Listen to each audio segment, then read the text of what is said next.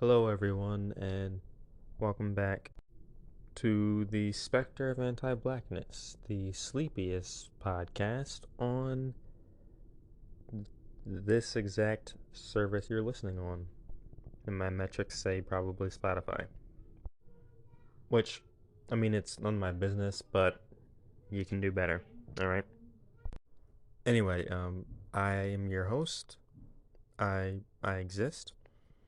And in case you don't remember, since we've had a bit of a break, this show is basically it's a podcast about black media, black representation, and any and all entertainment that is worth consuming as a black person, which is just within that scope of black media, not any media. What things are good to feed your brain? What things are good for your ori, for your soul? That is just it's a question that I feel like I've had to ask myself so many times, and I feel like more as a black man. Perhaps just because of my unique experience in America, I don't know. But it would be disingenuous to say the things that we consume, the things that we do in terms of media and really anything doesn't affect us, that doesn't influence us. You watch a really funny show, you watch a content creator on YouTube, And if you watch them enough, you start to maybe tell jokes like them, or even speak in their cadence and stuff like that, Very small example. The things that we do, they impact us, believe it or not.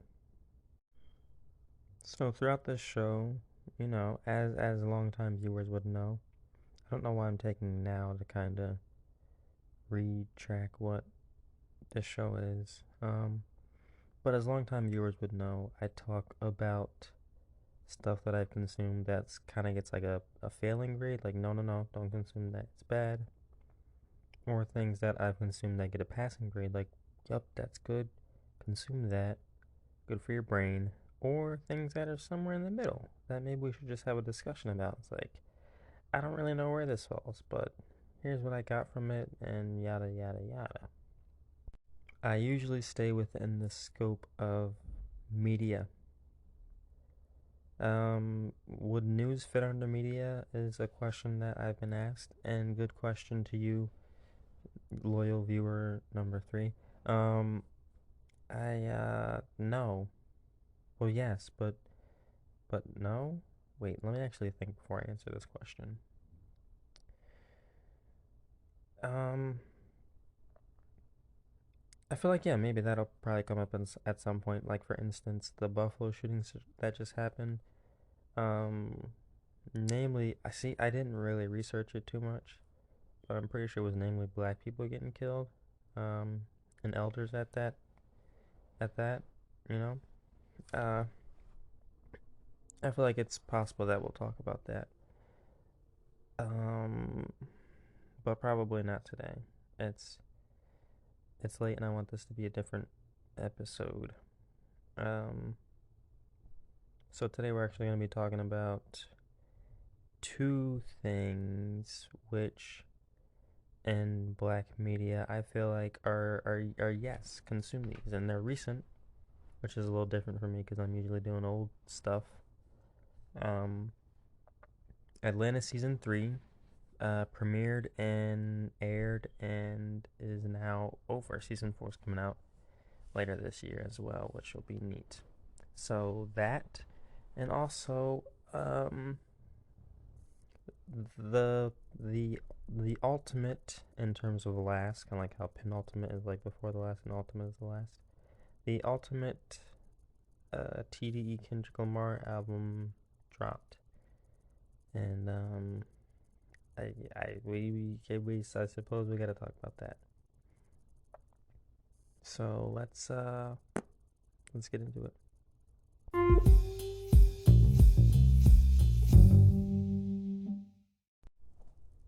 Atlanta. I've been a fan of the show since it first released back in what I believe was 2015, 16 sounds more correct in my head, but that's also just the year I graduated high school. So it just feel, and also it's even. Anyway, um, somewhere around that time, Atlanta first released with its first season. I'm gonna say maybe 2 years later in 2018, it did its second season, and then we had a long hiatus. The third season didn't come out until just this year in the year 2022. But also the last season, I know last, very sad. Season 4 is also supposed to come out this year. They're releasing the same year, which is a nice little like, like yeah, we get that, so that's good. It was worth the wait or whatever. I've also been a fan of. I feel like I've said this before on this podcast specifically, but I've also been a fan of. Let me make sure I'm not on the mic because I feel like I hold my phone on the mic a lot. I'll be right back. Okay, good news. I was not on the mic. So yeah, what was I saying? I have been a fan of Donald Glover's since circa 2014.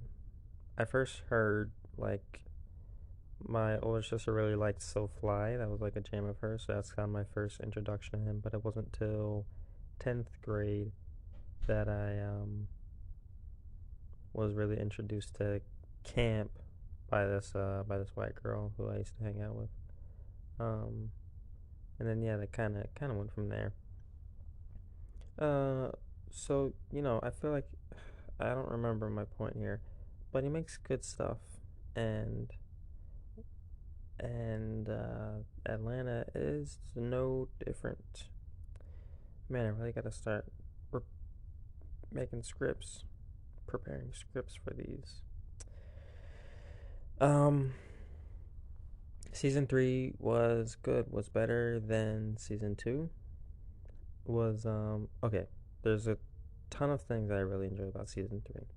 Namely these anthology episodes that aren't really connected to the main storyline. The first episode, Three Slaps, I already made an episode about that. Go watch that if you haven't heard my thoughts on it already. Um, and then they have also sparse throughout the season, sorry, is the gang doing their European tour with Van kind of like around, just being a goblin, uh, which is that's a whole thing. She's just being a menace and fucking like yeah, which they talk about in the season. If you haven't seen the season, go ahead and check it out. This isn't gonna be it's gonna be a minor review, mostly just talking about my thoughts of it. But clearly it's a 10 out of 10. There's no doubts about that. Um, but yeah, it's I'm very tired, y'all. I'm usually asleep like 2-3 hours in by this point. But it's a weird night, so also this is like unrelated, but this it's you should probably this podcast. Listen to this podcast when you are sleepy, like I am. It's a good sleepy time podcast, I assume. It's not perfect. My hands over the mic sometimes, and you can only half hear what I'm saying. I don't do scripts, so like it's very interdimensional time cable. Is that what it's called? Interdimensional cable. Why'd I put time in there? Where it's like very improv and very on the spot. Um, it's not professional in that way, and also neither are my thoughts because they're sleepy thoughts. They're not just uh free form thoughts, freestyle thoughts. They're sleepy freestyle thoughts. Um, and also this is kind of like a tired voice. It's not my usual voice. I don't know if that's like relevant or not. Whatever. My normal voice sounds more like this, I think. But since it's nighttime, I gotta kind of. I want to talk a little, like, what's the word? Softer, because people are trying to sleep and stuff. So I don't use my my normal voice. Anyway, yeah, just anecdote there. Sleepy podcast. I'm sleepy. You should also be sleepy, so we can just kind of ride this sleepy wave together. All, all three of us. I'm, I'm kidding. There's probably more than two of you. Probably four. Anyway, um, I was saying about Atlanta words, and I have forgotten them. But season three, yes, was good. And Van's a menace. Ern, I feel like he's kind of like become a tragic character in a sense, as to where he decided in season one he wanted to manage Alfred, and it was shown throughout season one and season two that he wasn't really, he's doing what he can, but he's not like professional. And season two has Alfred almost like firing. It was like, yeah, we're family and all that, but like you're kind of messing with my money here and your money too. You gotta be making the big boy moves. And so season two ends with him making a move to kind of fuck someone else over to make sure that he can do what he needs to do, and that secures him the job. But in season three, we see him evolve into this machine. He can't even connect for with the people around him because he's just in manager mode all the time. Him and Al's relationship is completely eroded in my eyes. Al tries to talk to him at one point and like really try to connect with him, like, "Yo, how are you? Have you been?" But it's just it can't register for him because he can't be his cousin. He has to be his manager. So that's sad. Van is having an identity crisis. She decided last minute to go to Europe. Not really with the gang, but at the same time, it's in some of the same spots. Um, I believe that's just because like it's not Atlanta without Van, and they needed her to be in the show. But also it played, they worked it in nicely with her kind of like throughout the first two seasons. She's kind of been like searching for identity and for purpose. Lost her job. I feel like she was really partly because of Lottie, but also just partly because her own feelings. She really wanted to make things work with Ern. Uh, but he season they kind of were like mid managing it in season one, and then in season two she was like, let's. And he's like, no, I don't want that. Which, again, in my brain, one of the dumber decisions of Ern. But it's his story, and characters got to go through character moments or whatever. So they like break up for real, and then so like everything about her life is kind of like shifting in ways that she doesn't really want. Um, and so she sends Lottie to her parents, and she just fucking becomes French for who knows how long. The series kind of takes place outside of time sometimes. Al is Al, but he seems to really be managing the lifestyle very well. He has some character moments. His relationship with Darius is also explored a little bit more. Um, how kind of they're very opposite in certain ways, and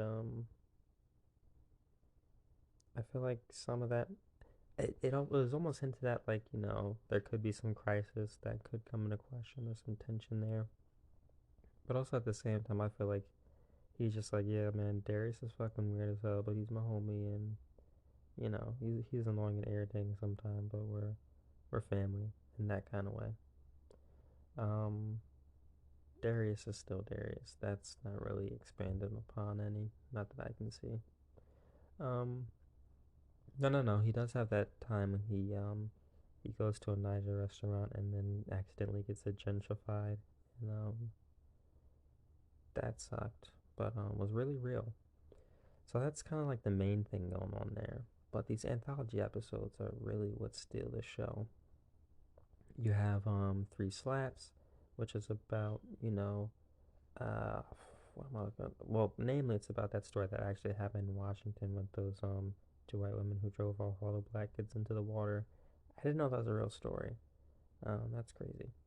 But it's also about like our culture as black people and how it rubs up against white culture when we have to go to school and that sort of thing, and how they can really come into conflict with each other, and also a lot of like other subtly racist overtones. Like with I noticed how when the white lady came to their house to pick him up, she had police behind her, but when the black lady comes to the white lady's house to check on them, no police. I don't think that's a coincidence. Um, Say we have Three Slaps, and then we have what's the next one we have? Oh, the reparations episode. Um, Reparations are finally decided on and made legal in America. About goddamn time. And it goes directly by heritage. So like if your family had if your direct ancestors were enslaved by these other people's direct ancestors, boom, they now owe you money. And it's kind of played for laughs throughout the thing, but it really talks about some really poignant stuff and ends with like an entire shift in the fabric of society, where you see all of these white people in these service positions serving black people, and it's kind of just like the world completely flipped on its head. I really like that episode. Um, then I might be missing one, but we have the episode with Trini to the Bone, about a Trinidadian woman who basically raises white kids, and how the white parents feel about that when she dies, and they go to a funeral and all that. Um, and then we have the oh man, the passing white kid. Um, and then what does it really mean to be black, and is it in skin or is it in culture? That's one of my favorite ones. Um, so yeah, just a lot of gems this season. Very good season. Um, Again, I'm not really gonna get too much into the singular episodes because just go watch it, and that's really more for like you know family, I guess, one-on-one kind of thing. That's really for discourse, and there's no discourse here. It's just me monologuing into the dark abyss of my ceiling. It's not really an abyss, actually. I can see it, but that's Atlanta for now. I don't think I have more to say about that. All right, next is Mr. Morale and the Big Steppers by Kendrick Lamar. I've talked extensively on this album before in my. I have a Discord server actually. I don't think I've ever mentioned that before on here. It's called Africans for a Revolutionary Organization, or AFRO for short. It's basically just a place for colored folk, by colored folk, to heal, learn, and educate.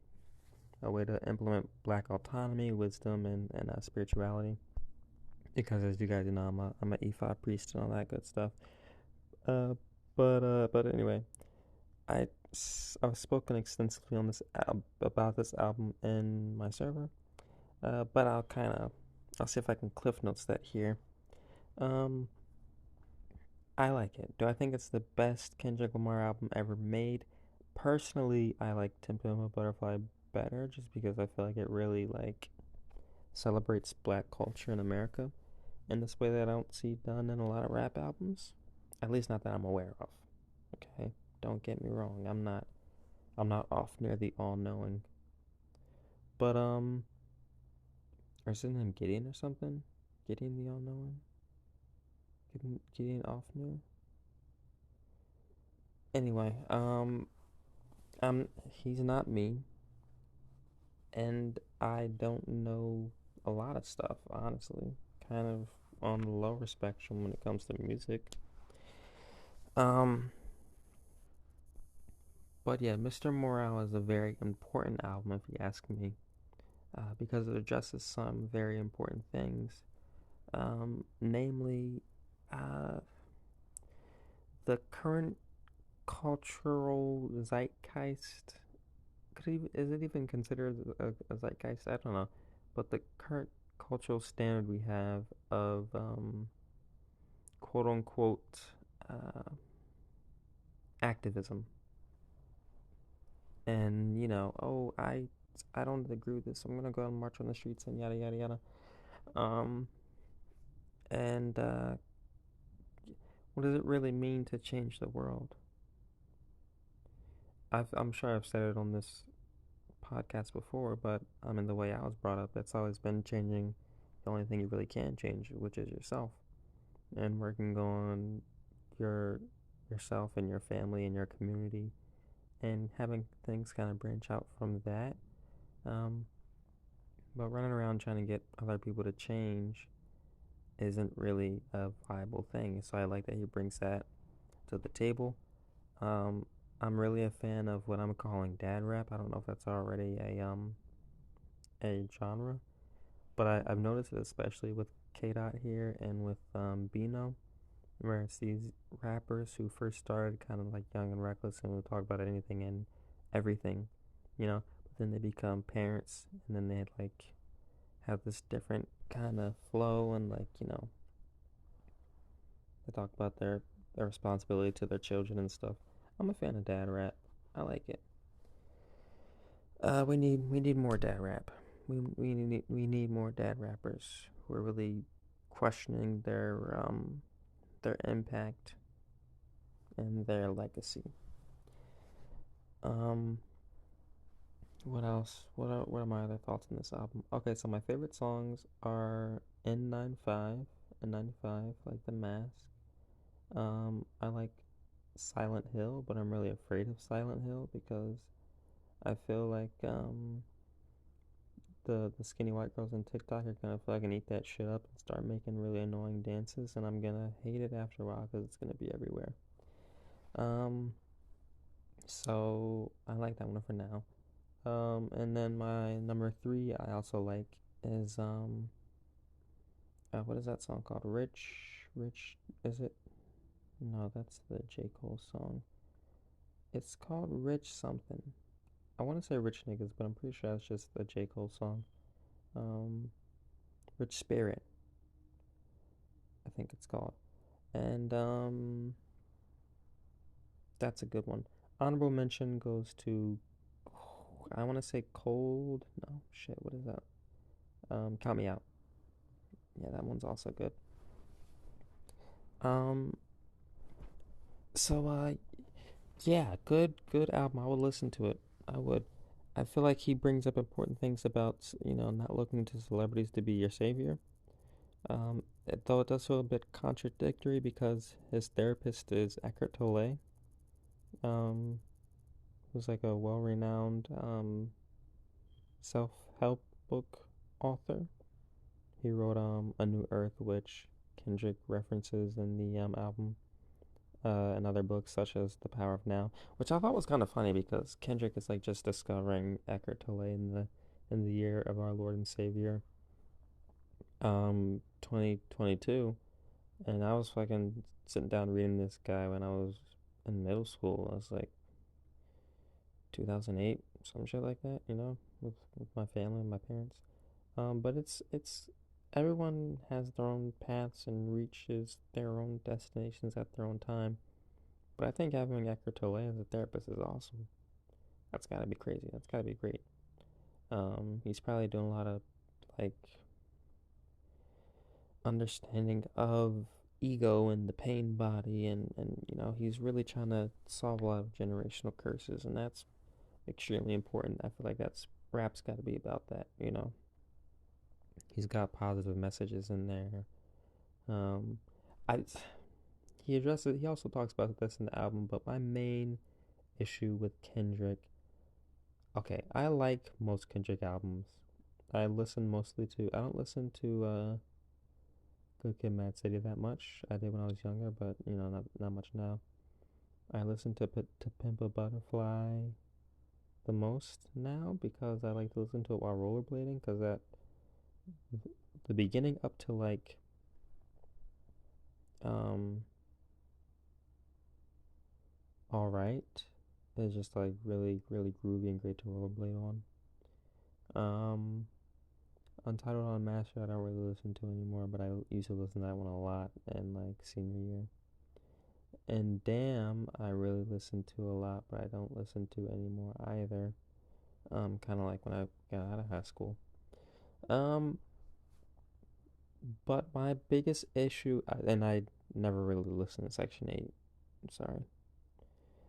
But anyway, my biggest issue with Kendrick has been like his message has been at most kind of repetitive and not very like okay, so it seems like his broadest strokes and like just boiled down is like, oh, from the hood, it's hard in the hood. Um, we kill each other, and kind of just stuff adjacent to that. Which isn't like I'm not saying he's lying or anything like that, but it was kind of just getting stale after a while. I'm like, don't you have more to say, Kendrick? And he does on this one. Yep, he's got more to say, and I really appreciate the fresh takes he brings. Um, Again, I liked Dan, but I was kind of like, the blackest that he got was To Pimp a Butterfly, and then he goes and says that he's not black anymore; it's a Israelite, and Damn, which is kind of like, what the what? No, man, you're going the wrong way. But that's a journey some people have to go down. I personally had a similar journey myself in school. Identity crisis, I guess, like Van, I don't know. But anyway, uh, we're back to being pro-black on this one, which I appreciate. Anything else about this album? Yeah, I don't want to talk about that one song that everyone wants to talk about. I don't want to talk about it. I don't care. I don't care enough to talk about it on here. Um, that might that might be just the best I can do for quick thoughts on it. Um, I would be really happy if this is his last album because how he kind of ended it was like, I'm working on myself, I'm working on my family. I don't got time to be your savior. I don't got time to be doing your what you guys want me to do. Which I thought was like a really good poignant ending if it's true. If he like goes out and keeps releasing music, I'm gonna be like, all right, dude, what the fuck? But yeah, if that's the truth, then I'm good with it. And more power to you, man. You had a great career. You ended on a high note. Probably my number two album. Um, there's only one or two songs that I regularly skip. Because they just don't feel good to my brain. Namely, We Cry Together. You guys know the one. That shit's like, I listened to it the one time. I was on the plane. And I was like, okay, I don't need to hear that again. I mean, I get the message you're trying to convey here, and like, good job. You did that well. But I don't ever need to listen to this again. And I probably won't. Uh, anyway, yeah, I think that's all I have to say about that album. It's good. Check it out. Um, and don't be afraid to critique. You're allowed to do that. This isn't a godsend. Fucking not anything. Not more than any other thing is. So feel free to think freely upon this album and leave thoughts wherever it is you do that.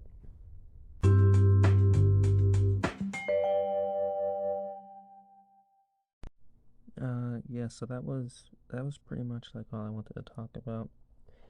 Uh, but then I thought a little bit more, and I was like, nah, I guess I should address some other stuff, but just like very briefly. There was the whole, uh, so Stranger Things just recently, dropped. I think it was last week, and they say in the first episode, because it dropped literally the day after the school shooting in Texas. I don't know how to say the name of that city. I don't feel like attempting it right now, but they had this little disclaimer in the beginning. It's like, hey, we know about the school shootings and we're sorry, but hey, we did film this a year ago, so yeah, we are still gonna like have the scene here. And so there are like scenes of like dead kids in it, and I was like, oh, okay, well, yeah. But no, it's like it's not just the one scene. It's like an entire plot point of the entire season. Like I don't think there's a single episode that you go without seeing the shots of the brutally murdered children. And throughout most of the season, they're kind of spoilers, obviously, but they're hinting at and kind of trying to make you believe that L is a school shooter, which is that's great. But again, that's not really something that we're gonna talk about here on this podcast. I brought up Stranger Things. Um, the murder thing, I guess, is kind of related just because I don't want to get very much into real world stuff, but like a lot of stuff is happening in the world right now. Um, my thoughts and prayers, such a lame saying, but my thoughts and prayers are usually like I do them in solitude, like I don't like go out online and talk about them and stuff. Um, but the reason I brought up Stranger Things, not only because of that, was because the one thing that I do want to talk about that is black related is how Lucas is once again like for a, it's not as long as it was in previous seasons, but he's once again like the one who's the idiot of the group. Like in season one, he's the one who doesn't trust Elle and like he gets in a big fight or whatever. Um, and then he's fine in season two, but then in season three, one of the only other black characters, his sister is like the annoying, sassy one or whatever. And then here again in season four, he's like with the jocks and the cool guys, and he's like helping them try to do bad shit. And it's like, why is he always the asshole? And that's all I gotta say about Stranger Things. All right, that's all I have to say on this episode podcast. My thoughts and prayers have been going out to all of the murdered people in the fucking world right now. America is going motherfucking crazy. I don't want to spend too much time on it because that's the news is usually designed to just like, oh, look at all this bad shit that's going on. But these mass shootings are terrible, and I know they've been going on like consistently since for at least like the past 10 years. But this it's bad. I'm not a fan of it. I don't enjoy it. Another one just happened today actually in fucking Tulsa. I think 4 people got killed in a hospital. Some zones feel like they should be off limits, right? School, elementary schools in general, but yeah, elementary schools, hospitals, grocery stores. Like, shouldn't that be a safe zone? Shouldn't the whole country be a safe zone? I mean, I know it's not, but so yeah, been thinking a lot about that and about what it really means for the black population and what should we do? Should we segregate? Should we do something else that is a bad idea that isn't segregation? Uh, why is any other option other than segregation wrong? And yeah, just like general non-biased things like that. Anyway, I was gonna say something. Oh, I'm leaving, right? Next time we're gonna be talking about I think we're gonna finally visit Lovecraft County, and we might country. It's Lovecraft Country. It's county. It's one of those. And we might talk about like an old Disney movie that's like black, or maybe we might talk about something else. I didn't think that far. I'm sorry. I watched a content creator today, and their videos kind of made me like just left a little bit of a distaste, and I kind of feel like I want to put my thoughts out there, not in opposition to them or anything, but just well, actually, the Lovecraft thing I was planning for a while. That was unrelated. I'm talking about the Disney movie that I have yet to announce. Um, but that's probably not even gonna happen. Anyway, so be on the lookout for that. I do have to rewatch the show though, so it might be a while. I don't know if I'm gonna do episodic like Underground. I doubt I will. Um, so it might be like a few weeks or so before that comes out. I hope you can still hear me, even though I'm kind of mumbling now. I'm in the real big tired zone. Uh, and also I realize I talk really fast on here.